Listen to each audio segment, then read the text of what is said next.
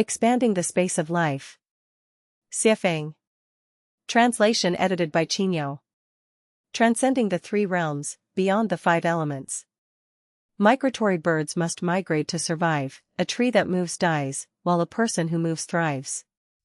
Sitting at the bottom of a well, one knows little of the sky above. Without stepping out of the mountain valley, one cannot grasp the vastness of the grasslands. Without leaving the human realm, one cannot understand the life of heaven.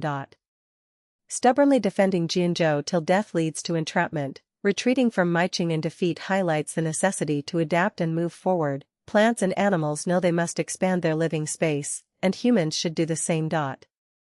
Even the simplest person in the countryside knows that sending their children to the city is the only way to break free from the constraints of land.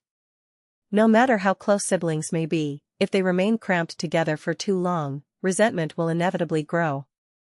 Even lovers who swear, in heaven, we wish to become birds and fly together, on earth, we wish to grow as two trees with intertwined branches, will find their passion dull if they confine themselves, ultimately holding hands while feeling like, my left hand holds my right hand.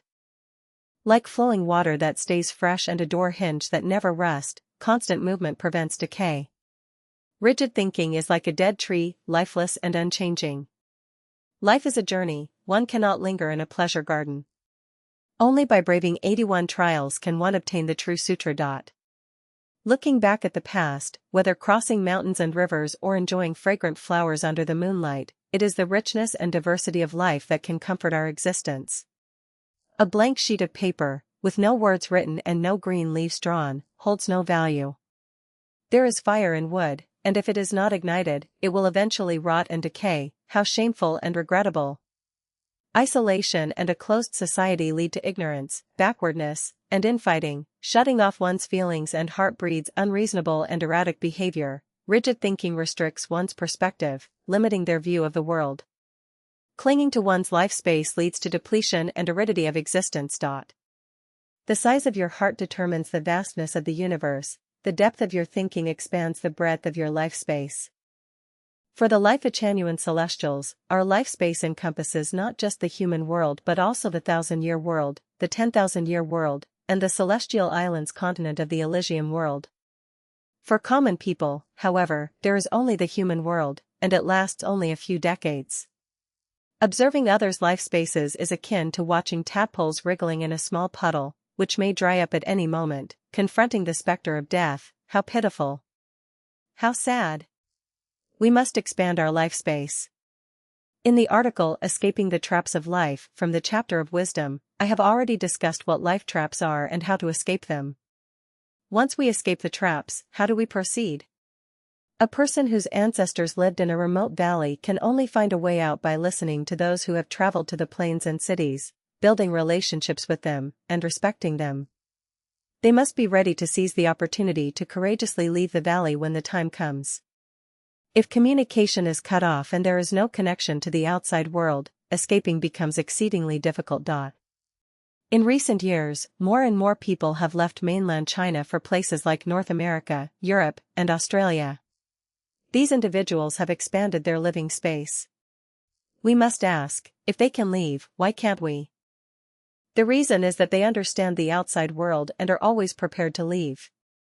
Once they establish contact with friends and family or other channels outside, they can immediately leap through the Dragon Gate, metaphorically achieving great success, and swim across the Pacific Ocean.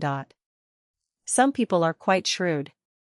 They live in mainland China yet invest in properties in North America and Australia, laying the groundwork for a backup. If famine strikes China, they can swiftly pack their bags and take flight because they have already expanded their living space. Such individuals are worth learning from. Mainland China emphasizes interpersonal relationships, while places like Taiwan focus on networks. I have discussed the three elements of changing one's destiny, and relationships, or networking, is one of them. Expanding our living space relies on these connections, but to ascend to higher realms of life, we must let go of earthly ties and connect with celestial beings. How do we interact with celestial beings? Where are they? When our heart is pure, celestial beings will arrive. Only when one's heart is pure will the celestial beings descend, and you will know where they are and who they are. Those who have settled in Lifechanyuan surely understand that today we are completely different from our former selves. Our living space has greatly expanded compared to the past when we lived in cramped 60 square meter apartments. Now we reside in luxurious 1,000 square meter villas. Some unfortunate souls have left Lifechanyuan, fearing the treacherous path of the guide, and have curled back into their original caves. It's a pity they do not reflect on their own value. How much money, power, or beauty do you possess that is worth deceiving? Is staying in a cave really safe? Wouldn't lying in a coffin buried underground be safer? Even if your painstakingly crafted cave is secure, where will you go in a few decades? We must expand our life space, and the best way to do this is to start with our thinking. Where our thoughts go, our consciousness follows. Where our consciousness reaches, that is where our life will exist in the future.